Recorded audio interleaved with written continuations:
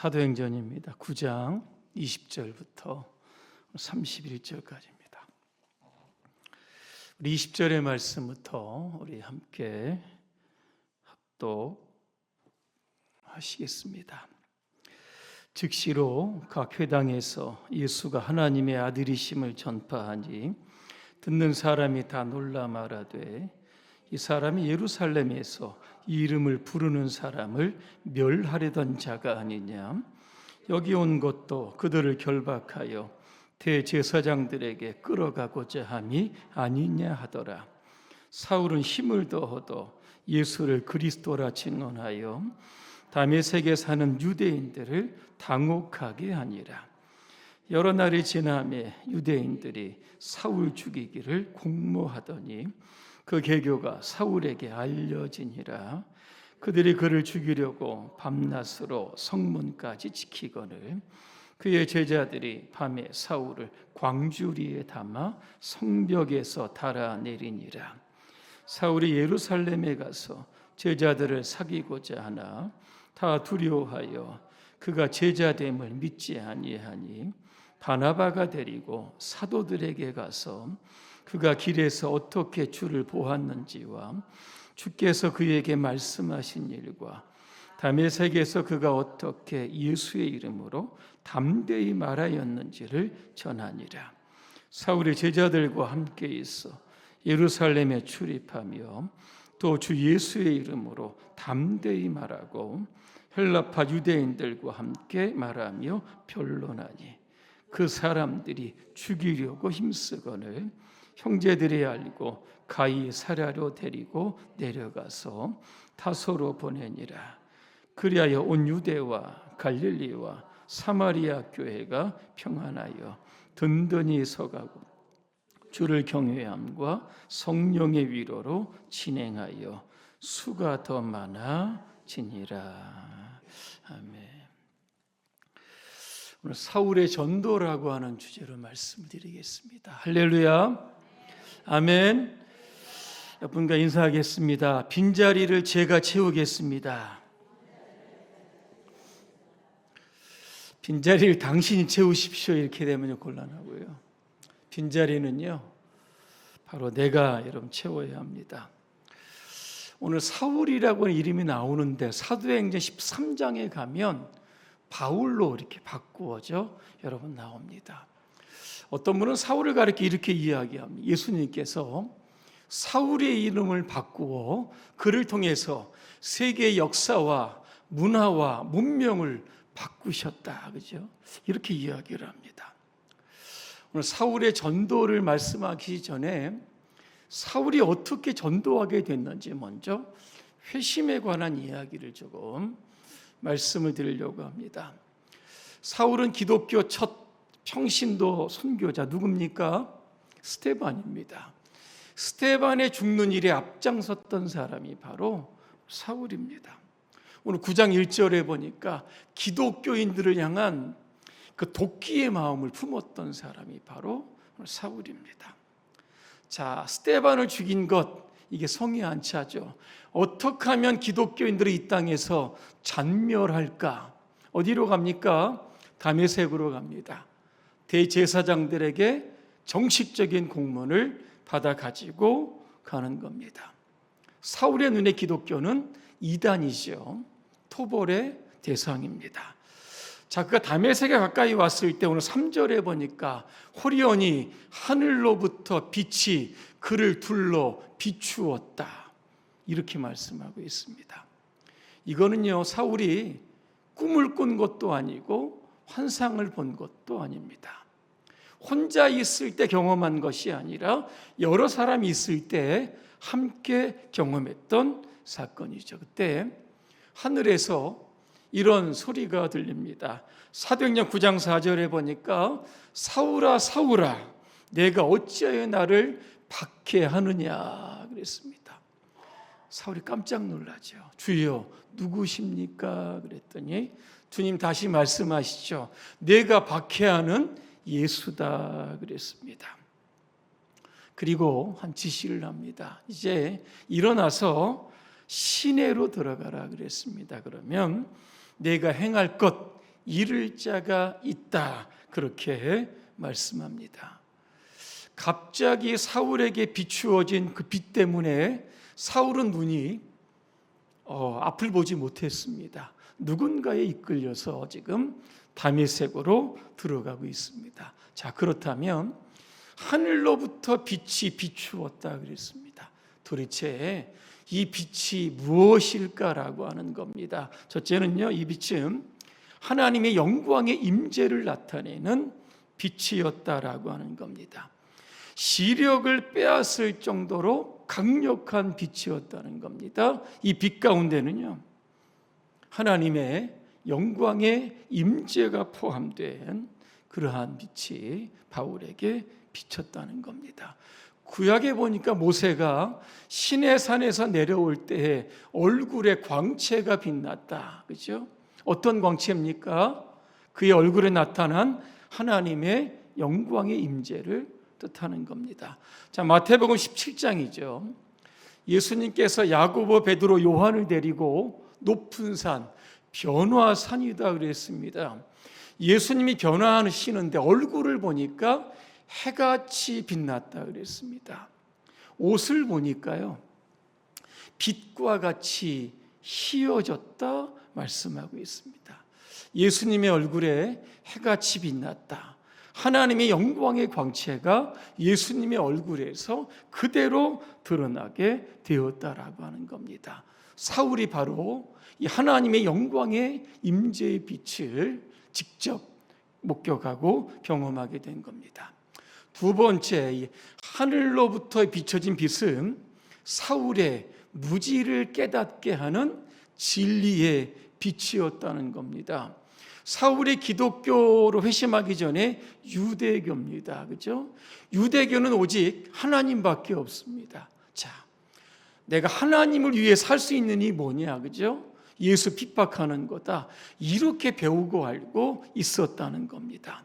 하지만 이 진리의 빛을 경험한 이후에 그는 착각을 한 겁니다.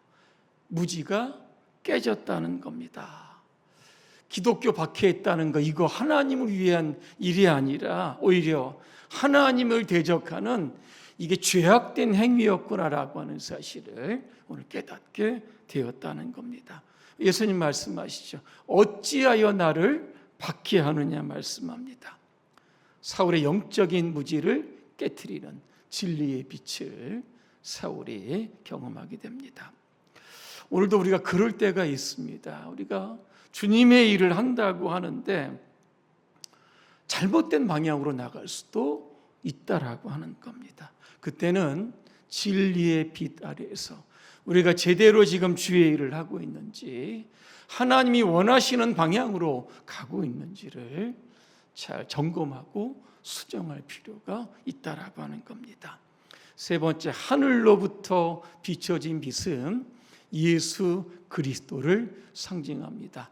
요한복음 8장 12절입니다. 나는 세상의 빛이니 나를 따르는 자는 어둠에 다니지 않고, 그 다음에 보니까 생명의 빛을 얻으리라 말씀하고 있습니다. 사울은 이 빛을 통해서 생명의 빛, 예수 그리스도를 발견하게 됐다라고 하는 겁니다.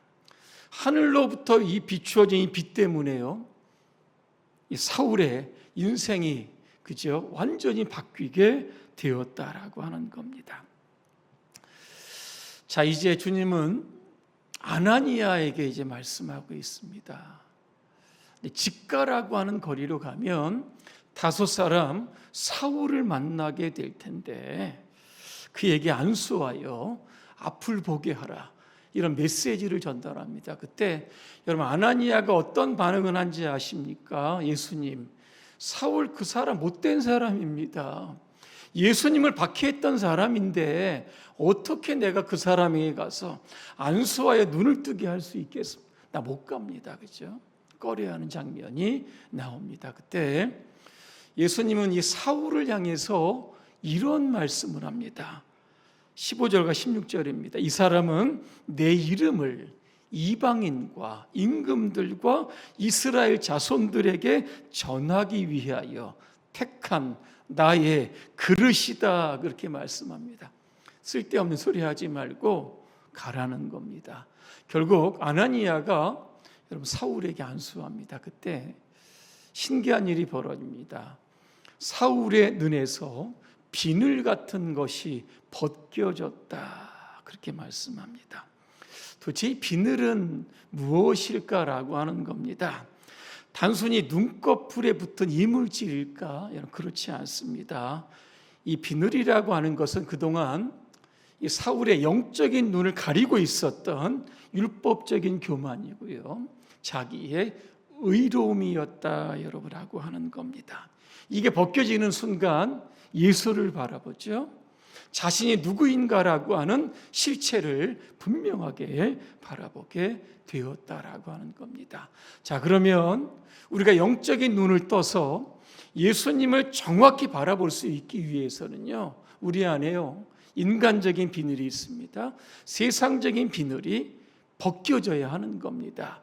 이 비늘이라고 하는 게 뭘까? 학자들은 이렇게 이야기합니다. 세상적인 욕심일 수도 있고, 교만일 수도 있고, 탐욕, 시기, 불안, 불신 이런 것일 수도 있다 이렇게 말씀하고 있습니다. 무엇으로 여러분 벗겨낼 수 있겠는가라고 하는 겁니다. 끊임없는 말씀과 기도를 통해서 우리 안의 비늘을 벗겨낼 수 있어야 하는 겁니다. 그래야 내가 누군지를 알고 나를 부르신 분이 누군 줄 알고 나에게 주신 사명이 무엇인지를 우리가 분명히 깨닫고 우리가 실천할 수 있게 여러분 되는 겁니다. 자, 비늘이 벗겨지니까 세상을 밝히 보게 됩니다. 세례를 받고 음식을 먹고 힘을 얻게 됩니다. 그 다음에 여러분 사울이 뭐 한지 아십니까? 그 즉시로 회당으로 달려갑니다. 예수님은 하나님의 아들이십니다. 힘있게 메시지를 여러분 전하기를 시작을 합니다. 자, 이 사울의 메시지를 전하니까 사람들이 놀랍니다. 왜 놀랐을까? 이렇게 보니까 사울의 회심을 믿지 않았습니다. 기독교인들 잡으려고 지금 쇼하는 거다, 그죠? 이래서 사울을 믿지 않았던 겁니다. 또 한 부류의 사람들이 있습니다. 유대교 사람들이죠. 사울 여러분 유대교회 여러분 거의 수장격 사람 아니겠습니까? 기독교로 회심을 하죠. 배신자 느낌이 들죠. 성경에 보니까 사울을 죽이고자 공모했다 그랬습니다. 밤낮 그저 다메섹 밖으로 빠져나가는 것, 출입구를 철저하게 통제를 했다는 겁니다. 근데 하나님이요 사울을 여러분 다메섹 바깥으로 구출하게 되는 장면이 여러분 나옵니다. 고린도후서 11장에 이렇게 보게 되면 여러분 나옵니다. 바구니에다가 그죠 사울을 담아 성벽에 있는 들창문을 통해서 사울을 탈주시키는 장면이 나옵니다. 그리고 그가 여러분 어디로 갑니까? 예루살렘으로 또 올라갑니다. 예루살렘에 갔더니 이번에는 예수님의 제자들이 또 사울을 또 안 믿는 겁니다. 그때 누가 등장합니까? 바나바가 등장을 합니다. 이 사람 다메섹에서 예수님 만났습니다. 그리고 열심히 복음을 전했습니다.